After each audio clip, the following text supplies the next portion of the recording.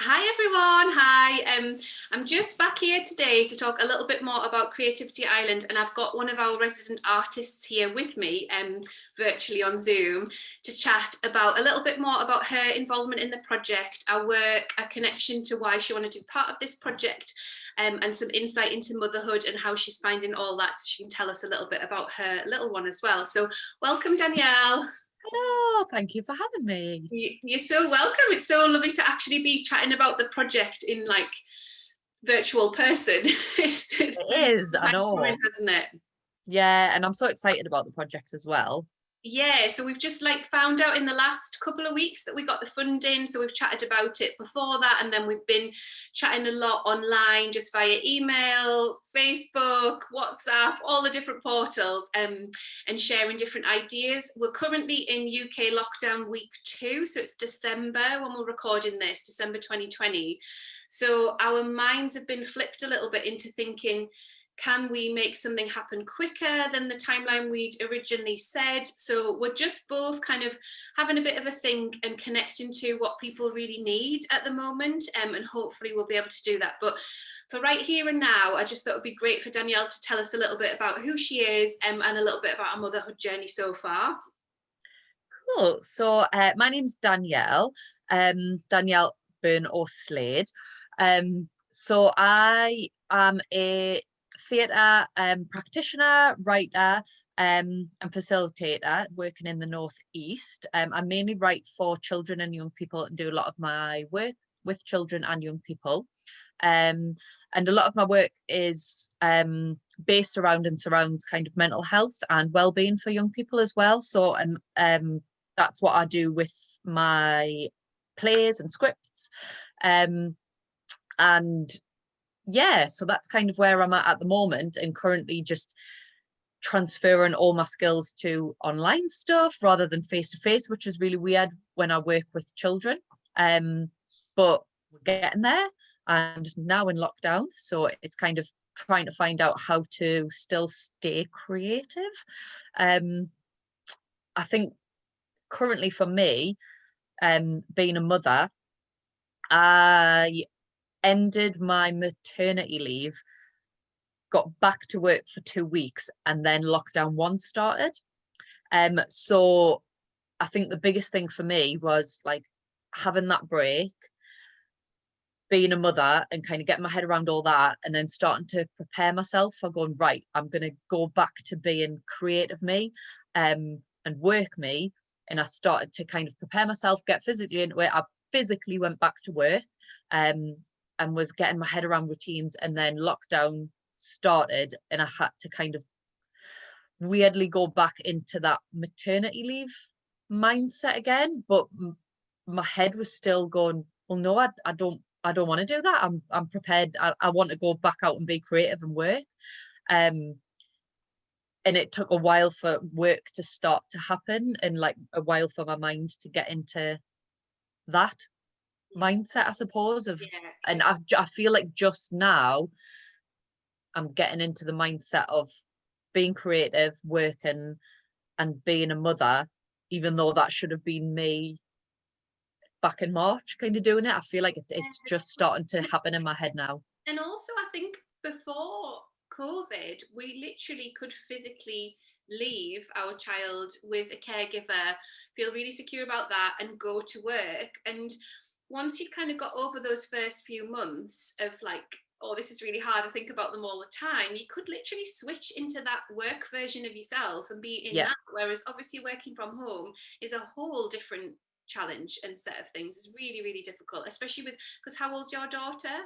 She's 16 months. Yeah, 16 months. So she's like literally just turned a year, running around into everything. It's a full on time at that age, isn't it? Yeah, totally. And I think it almost becomes harder to parent, and I've like, my house isn't huge, so I'm kind of currently like upstairs in my bedroom. And I did really struggle to find time to work and like to separate myself in lockdown 1. Now it's getting a bit easier, but yeah, she's running around and she's amazing, she's brilliant, and she's full of energy. And I think it's kind of now going, right, okay, what is this? Like, how can I now just make everything work seamlessly without feeling the dread of it all, which I think I felt in lockdown one, to try and get Yeah, that sort of juggle. Do you those. think that that's where it was coming from? That juggle of like Yeah, capacity of like being switching in and out of caregiver to like being able to have to turn your work hat on and look at like complicated things, or your creative brain on to be able to write for yeah, organizations and stuff. Yeah, that's challenging. yeah. I definitely couldn't switch between the two. So it's getting used to it now. But I think when I first started maternity leave, so when she was first born, the only one thing that I set myself was I was writing a script. And it was that was nice. That felt like a bit of escapism, because it was those times when she would nap, or it was people came round and my mum would sit with her for a bit and I would just write away at my script, and that was kind of my little escapism to get creative. And it was all, even when she would kind of lie and play, and I could easily just write bits and play with her, and then all of a sudden it's like boom, you're walking, you're crawling, and it's like, wow, that time is like, I could not sit and write while she's doing what she's doing now. There's no way. Like, you just need eyes on completely, don't you, once they get to that stage? Was there anything in those sort of early months of motherhood that made you feel more creative, or would you say it was more just about adjusting to motherhood and you were kind of in that space? Was there anything that kind of challenged you and made you think, oh, that's like giving me an idea for this? Or is it all just sort of started to come back now?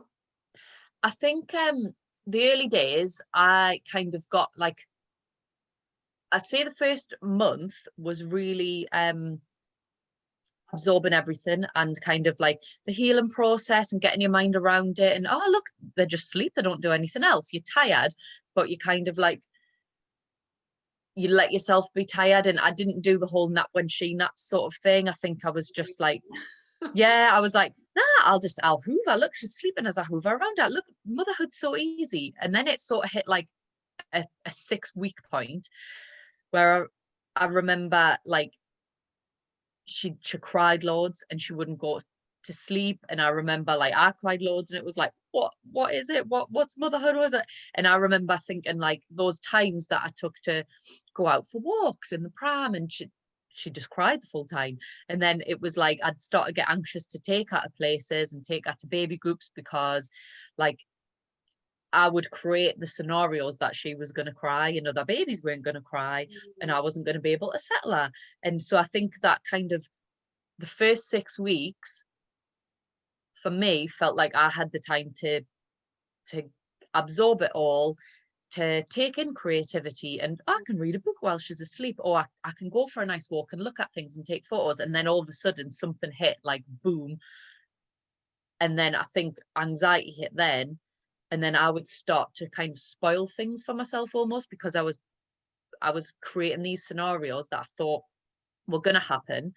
So probably my time where I should have spent giving myself self-care, or having little coffees where I could take in and absorb how nice things were around me. She wasn't crying at that moment, but I would sit and go, right, okay, we're going to have to leave because I think she's going to get tired, or she needs a bottle, and then she normally cries before. Is she going to like? And I would just spend my time thinking that was those the Yes, times yeah, maybe I could have. absorbed in that timeline of like trying Yeah, to protect yourself from those experiences of feeling yeah, like, oh, I'm drowning with totally. this. Or, Yeah. yeah, And I think that was my mind just that took over any time to sort of be creative or look after myself a little bit. And I think it took a couple of months to go, wow, what are you doing? yeah. And then yeah, and be really present in it.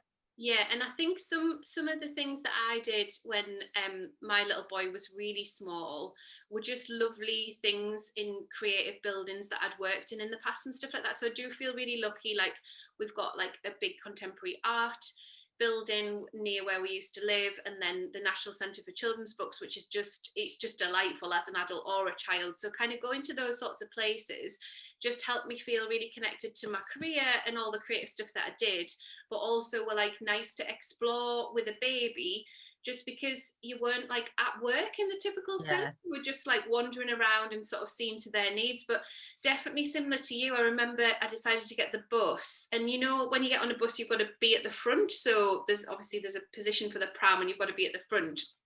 And I was feeding him, and that was all fine. And then the bus got stuck on a bridge, and it was like 40 minutes. And I'd fed him, so that was that. But then for some reason, he did not want to be on this bus, and he just cried and cried and cried. And being at the front of the bus, where everybody's eyes were like literally looking at the front of the bus and out of the window, was like one of my absolute pits of going, why have I taken myself out the house? Like I shouldn't, you know, you kind of beat yourself up, don't you, about it?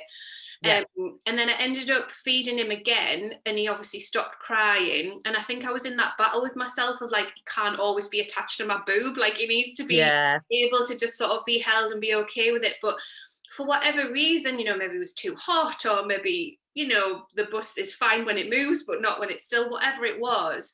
And I think you do give yourself a harder time than you need to, because those moments pass, and then, you know, I'll have been in town doing whatever I was doing, meeting a friend or whatever.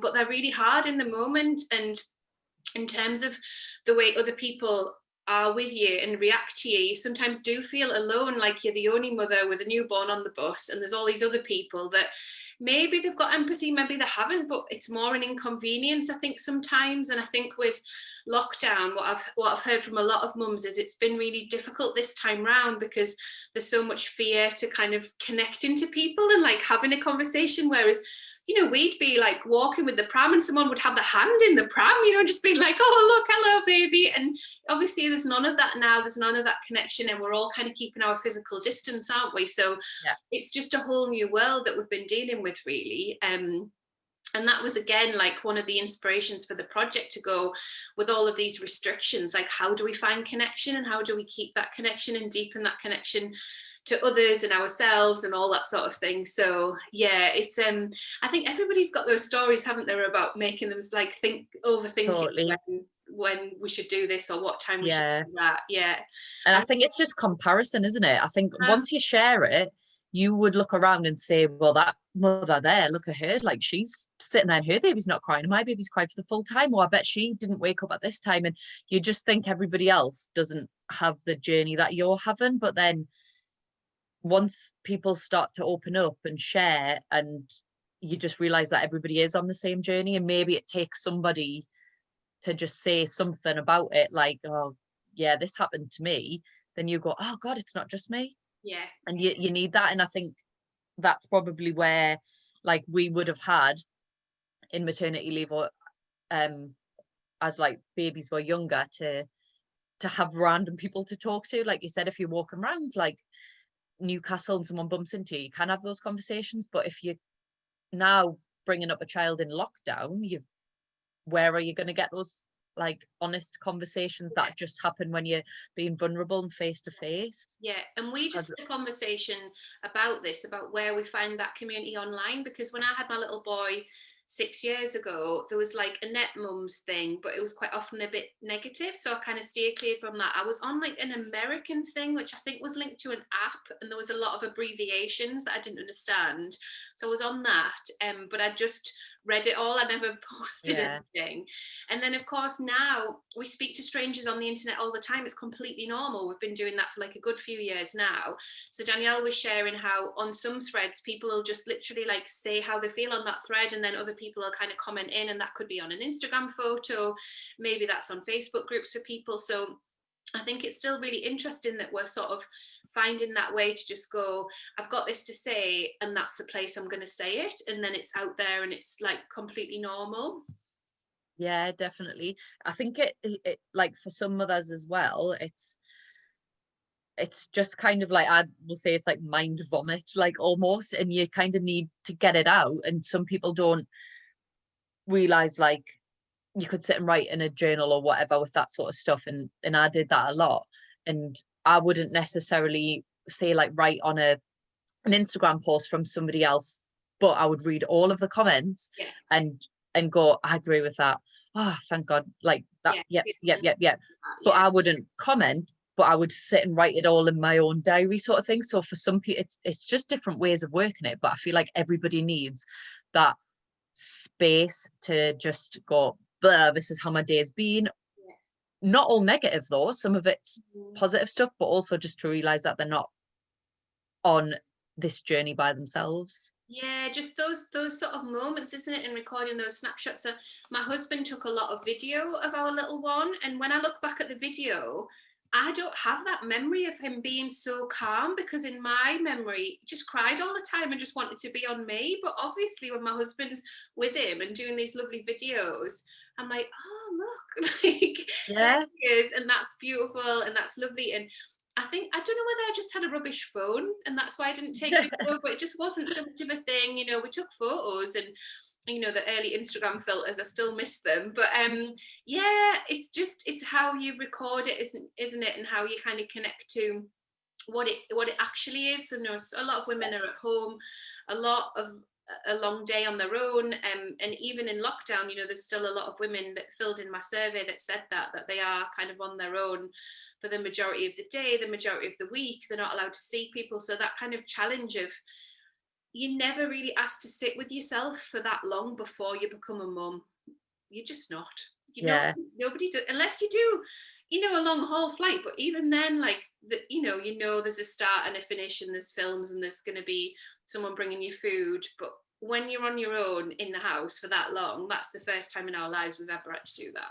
Yeah. And I remember feeling really like resentful as well first time round. I remember kind of it starting and just feeling very overwhelmed. Iris was 9 months when lockdown 1 started, and Tom never got furloughed, so Tom was always at work, so it was Yeah. just me. And I remember like people would post stuff on Instagram and it would be like, oh well, I've watched this series, oh I'm just sitting reading this book in the back garden. And I remember thinking like, oh well, that's great for you, like I literally can't do that. And just thinking I've got a day where I've got to occupy my child and she won't nap inside the house, but I've got this one walk that I've got to do, so I've got to try and get her to nap on this one walk. And then I just remember feeling like everybody else that at this point that didn't have a child, like how luxurious it was for them, and kind of going, well, I'd love all the time in the world to do all that. Look at you, like sitting with all your box sets. Like, I don't get that at all.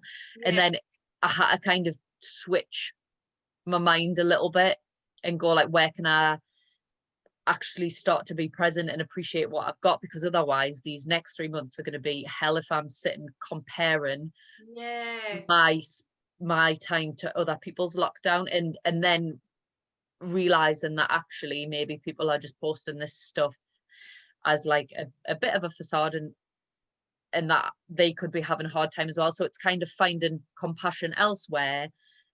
And I had to sort of switch off from social media a little bit, Mm.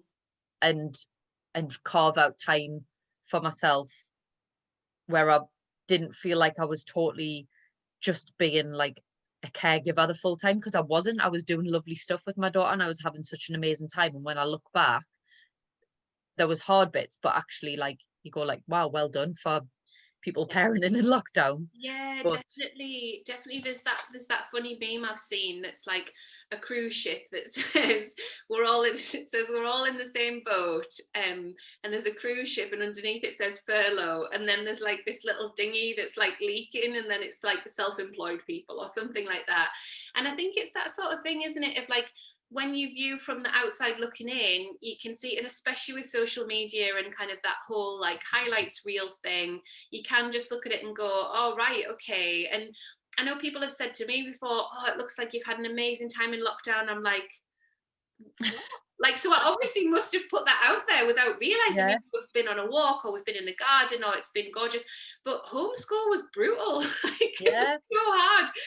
And then trying to sort of like work but homeschool but manage the whole thing, and all my little boy wanted to do was play with his friends, and that he couldn't do that. You know, we've all had challenges, haven't we? And I think social media, as much as it can be a lovely place of connection and a real creative outlet, can also really trip you up. You have to like be really careful around your boundaries about what you read into things, and all that. And I did actually want to chat to you a bit about social media as a creative outlet, or social media as a space for creativity for you, because obviously when I had my first little one, like Instagram wasn't really a thing like it is now. And I'm really inspired by lots of people online, by lots of art projects that I see, that lots of things kind of creep into my awareness because of the social media platforms that I use. So I just wondered for you as a writer, or when you're thinking about things to do with Iris, if there was any of that sort of crept in and influenced you in any sort of way.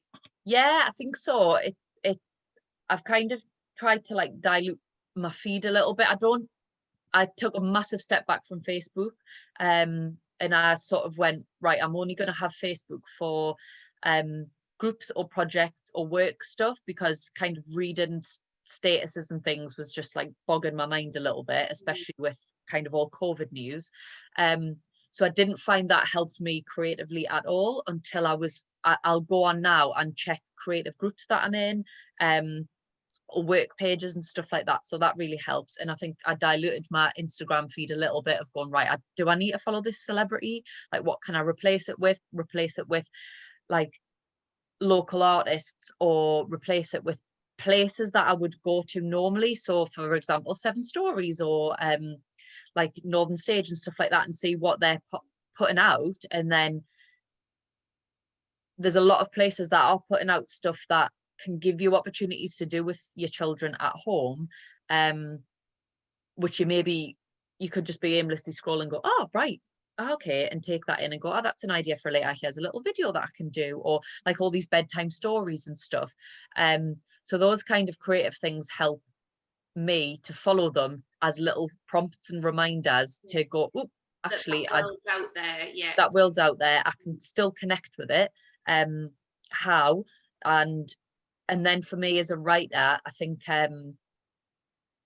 it's just ideas just popped to my mind in terms of like things to write. So a lot of the stuff that I write is for children and young people. So I've started to just follow a lot more like children's book publishers, a lot more illustrators. And when I'm scrolling, because you just tend to do that if you've got 5 minutes, things will pop up and that'll just give us a random idea for a project, or give me a random idea for a story.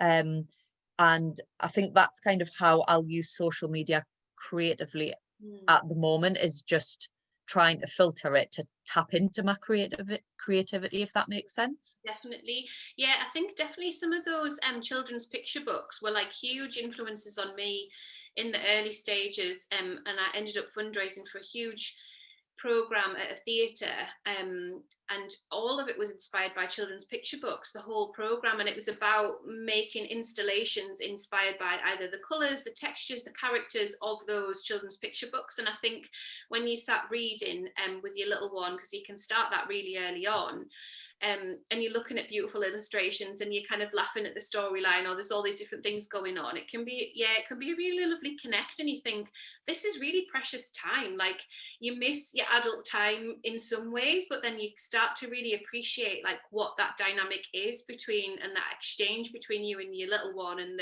this kind of gorgeous artwork and stuff that just is in everybody's homes kind of lying about. Well, a lot of people's homes. I don't think everybody has shelves and shelves of picture books, but of course we've got libraries and we can have a look and see what's there. And definitely through lockdown there's been a lot of opportunities of authors bringing those books to life and those live readings and stuff, which has been really interesting to, we've watched some of them. I think now Leander's 6, there's definitely been a couple where he's connected and he's been interested, but it takes a while, I think, for little ones to connect to something else on a screen somewhere. Like, it's still like a tricky one, isn't it, to know whether they're engaging. So then when you write now, so we're in lockdown 2 right now, but there was a bit where we were a bit freer. So would you write at home? Would you go out to write? Like, how did that work for you? For in between, I went out to write, and I think I write really well when there's like a lot of hustle and bustle around me. So I would go and just take the time away. Like I said, my home's not very big, so it would be really distracting if I was upstairs writing and I could hear Tom and Iris playing downstairs, or I would tap into her, like maybe having a bit of a cry, or it would kind of be like, oh, I want to be there and play with them, or I'd want to be like, Tom, make sure that she's got this, she's due something soon, or so I couldn't separate myself. So in the middle, I'd take myself away, and often because I would be up really early, I'd be at one of the local coffee shops for like 8 o'clock in the morning, and I'd sit for maybe 2 or 3 hours, and I'd just write, I'd get work done. If I'm writing again for like, I've got a couple of scripts that I've been writing, I'd just tap away, and it would be so therapeutic. And I'd look forward to it as well. And I'd like the night before, I would kind of look forward to that little break of not waking up and doing nappies and like breakfasts and stuff. And I'd go, oh God, like, is it weird that I can't wait to like go to work? Like, Yeah, but I think it was because I would be going to just do something creative for a bit. And often I'd tap into like conversations around me as well. Yeah. And some people like to block that out and just have music, but I would like hear somebody say something and kind of go, oh, that can go in here, oh, that's a nice idea. Yeah, the way it's structured. Yeah, and so I'd kind of steal that sort of stuff. Yeah, and working in a coffee shop as well, you get somebody to bring you a coffee. Yeah, That's it's just nice, luxury. isn't it? Yeah, hot coffee, a bit of luxury Yeah, way. And when totally. you've done like an hour or two of writing and you're kind of finished, do you feel, like tired? I've got it all out, and now back to this, or do you feel charged up? Like, how does it normally make you feel? I always get a bit of a buzz off it, and I think it's the same from like coming away from a creative meeting, or if I've been teaching a group of young people, I come away and I kind of like, I get a buzz off what I've done. I get excited for like the next steps of whatever the project is. And then I get like the excitement of going back to see Iris, and it almost kind of like that time makes me feel like a better mom in a way, because I've gone like, oh yes, it obviously like fills up my tank of creativity and of feeling productive. And then I go home and then I'm like, I feel like I'm all in with being a parent. And it's like, yeah, it's obviously just some kind of like bit of adrenaline boost to have that. Yeah, totally. And do you think there's things that you've done in motherhood that you might not have done beforehand? So before you became a mum and you had your life and you had your work and you did those things, is there anything that your daughter's introduced you to that you've gone, wow, that's a whole world I didn't know about, that's like impacted on how I feel about my creativity or how I feel about my work? Has there been any influences that way around? I think like a whole load of stuff. I think like personally, it just taught me obviously a lot about patience and a lot about slowing down, and appreciating that I don't need to fill up my day with so much what I would have assumed as productive stuff to feel content. Before her, with being self-employed, I would be like, I'd have like 3 meetings in Newcastle, then I'd teach somewhere, then I'd do something on a night time, then I'd be sitting in the house, be like, should we go for a drive? Should we do this? And like, I'd have to fill up my day with so much stuff. And then I'd be like, what a lovely day full of contentment. Whereas now I think it's the idea that slowing down a little bit and appreciating kind of what I've got and what I can do within my time, but that also leads to feeling content as well. And in terms of creativity, I think like being outside more, maybe. I felt like I always went to the beach and stuff beforehand, but I think like being outside and looking at things through her eyes and just looking at like, I don't know, she'll spend ages just like playing with shells, or she loves eating sand, but like just watching like water and looking at leaves and stuff, which you would just normally just go, I'm just going to walk, and I think I'm being mindful and I think I'm taking it all in. Stuff like that, I think. Yeah. And even the way like she'll play with stuff now, or look at books and things, and she really likes to play with little figures, like rather than kind of stuff that I suppose she would be doing at 1 year old, where it's like sorting things out. She kind of likes role play stuff, so she has like lots of little animal figures, and she'll like pretend to talk with them and go right, and she's really absorbed when you do that with her. So I'm kind of like into that thing of, I've got to make up these little stories with her now, which I haven't done like as myself since being really little. So it's like tapping back into like the the raw basics of creativity. Yeah, and all that role play stuff obviously massively feeds like your theatrical writing, and lots of Totally. parents find it really hard, the role play stuff. It's like, Mhm. oh right, I've got to like tune in and stuff like that. So my little boy's the same, like we just got all the animals out of the weekend, big sheet of paper, drew loads of different worlds for them, then we have to have battles, and this, they live at the snowy place and they live at the sea place and stuff, and it's tiring for me, I'll not lie. Yeah, It's not my yeah. favorite thing to do, but he loves it. So yeah, it's like that balance, isn't it? But yeah, I think definitely like appreciating the outside. And then with toddlers, they take such a long time when they're walking to get Mm. anywhere.